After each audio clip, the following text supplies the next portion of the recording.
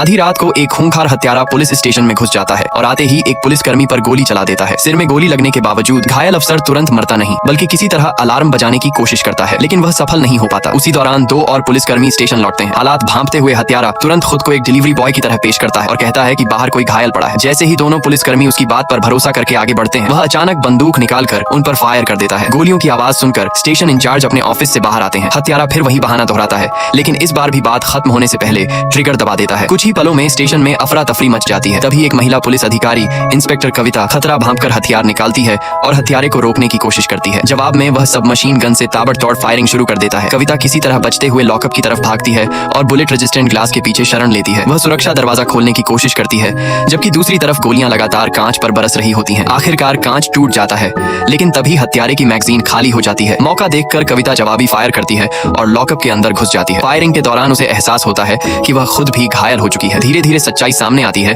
कि हत्यारे का असली निशाना कोई पुलिस अधिकारी नहीं बल्कि लॉकअप में बंद एक कुख्यात गैंगस्टर था, जिसके सिर पर भारी इनाम घोषित था। हत्यारा लोहे के दरवाजे के पार से गोली चलाने की कोशिश करता है, लेकिन मजबूत सुरक्षा दरवाजा उसकी हर कोशिश नाकाम कर देता है। मजबूर होकर उसे नई योजना बनानी पड़ती है। कुछ समय बाद एक सहकर्मी कविता के पास आकर बताता है कि हमलावर भाग चुका है, लेकिन कविता को इस बात पर भरोसा नहीं होता। उसे यकीन होता है कि जब तक मिशन पूरा नहीं होगा हत्यारा नहीं जाएगा। वह अपने साथी से कुछ सवाल पूछती है और जल्द ही समझ जाती है कि वह असली पुलिसकर्मी नहीं है। आखिरकार वह नकाब उतार देता है और कबूल करता है कि वह हमलावर का साथी है। दूसरी तरफ मुख्य हत्यारा जेल सेल तक पहुंचने का नया रास्ता ढूंढ लेता है। दोनों मिलकर फैसला करते हैं कि लॉकर रूम और लॉकअप के बीच की दीवार तोड़ दी जाए ताकि अंदर पहुंचा जा सके। इसी बीच गश्त पर गए कुछ पुलिसकर्मी स्टेशन लौटते हैं। अंदर का सन्नाटा और बिखरा हुआ सामान देखकर उन्हें कुछ गड़बड़ लगती है। जैसे ही वे आगे बढ़ते हैं, उन्हें दीवार तोड़ने की कोशिश होती दिखाई देती है, लेकिन प्रतिक्रिया देने का मौका मिलने से पहले ही छिपा हुआ हत्यारा उन पर फायरिंग कर देता है और तभी हालात अचानक पलट जाते हैं। लॉकअप में बंद गैंगस्टर खुद बाहर निकल आता है। अब वह समझ चुका होता है कि उसकी हत्या के लिए पूरा ऑपरेशन चलाया गया था। अपनी जान बचाने के लिए वह पूरी ताकत के साथ मुकाबले में कूद पड़ता है और उन दोनों हमलावरों पर हमला कर देता है। अब पुलिस स्टेशन के अंदर एक नई और खतरनाक लड़ाई शुरू होने वाली थी।